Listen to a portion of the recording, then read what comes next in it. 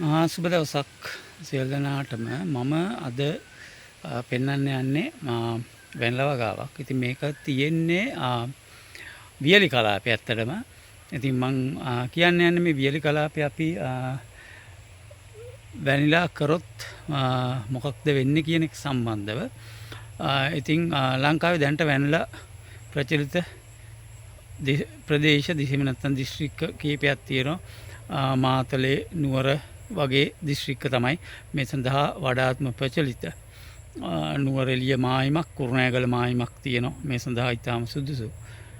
ඉතින් මීට අමතරව දැන්ට බොහෝ දෙනා වගා කිරීමක් සිදු කරනවා ආරක්ෂිත ගෘහ එහෙම නැත්නම් ටනල් තුන වියලි කලාපයේ සහ වෙනත් දිස්ත්‍රික්කවල.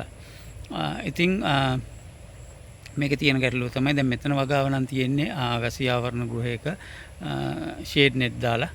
ඉතින් මේක තියෙන ලොකුම ගැටලුව තමයි මේ වෙනකන් ඇත්තටම මම ලංකාවේ බොහෝ ප්‍රදේශවල ගියත් මේ වෙනකන් මම ඇත්තටම වියලි කලාපේ හෝ අපි ওই සඳහන් කරපු බොහෝ දිස්ත්‍රික්කවල දැනට වැනිලා ව්‍යාප්ත වෙමින් පවතින බොහෝ දිස්ත්‍රික්කවල මම මේ වනතෙක් හොඳ අස්වැන්නක් දැකලා නැහැ. හොඳ නෙවෙයි සාමාන්‍යයෙන් අස්වැන්නක් දැකලා නැහැ. ඉතින් බොහෝ දෙනා කියන මේ ප්‍රදේශ සාර්ථකයි කියලා මේ ටනල් වල. නමුත් දැන් මෙතන වගාවේ වුණත් මේක අස්වැන්න නැති නිසා මේ විනිවිද නඩත්තුව තරමක් නවත්තලා තියෙන්නේ. ඉතින් මේක උඹට හොඳට බලා ගන්න පුළුවන් වැල් හොඳින් වර්ධනය වෙනවා. නමුත් මේකේ මල් දැක ගන්න බෑ මල් හෝ කරල්.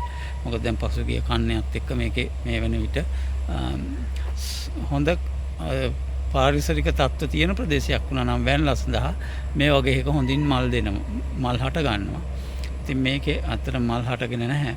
ඉතින් මගෙන් බොහෝ දෙනා අහන ප්‍රශ්නයක් තමයි ඇයි අපිට අනිත් ප්‍රදේශවල වැන්ලා දාන්න බැරි කියන එක. ඉතින් ඒ සඳහා මම පෙන්නුවේ මීට අමතරව මං ගාල්ල ප්‍රදේශයේ දඹුල්ල අනුරාධපුර වගේ පැතිවලත් මං ගොඩක් ටනල් වල කරපු වැන්ලා වගාවල් දැකලා තියෙනවා. නමුත් ඒ එකවත් මේ වන විට තෙක් අස්වැන්නක් ලබාගෙන නැහැ. ඉතින් ඔබ මේ සඳහා යොමු වෙනවා නම් මං හිතන්නේ වඩා සුදුසුයි මේ ගැන හොයලා බලලා මේ සඳහා යොමු වෙනවා නම්.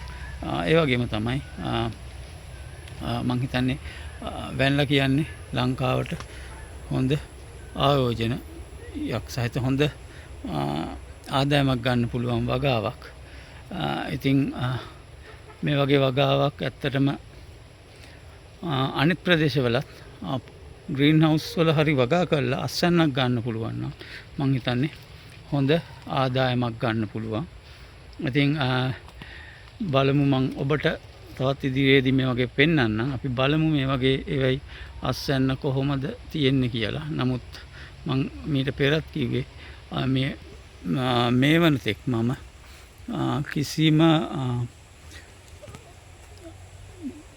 වගාවක කියන්නේ අපි වැනිලා සඳහා ප්‍රචලිත හෝ වගා කරනු ලබන ප්‍රදේශවල හැර අනෙක් ප්‍රදේශවල සිදු කරන ලබන වගාවක මේ වනතෙක් අස්වැන්නක් දැකලා නැහැ.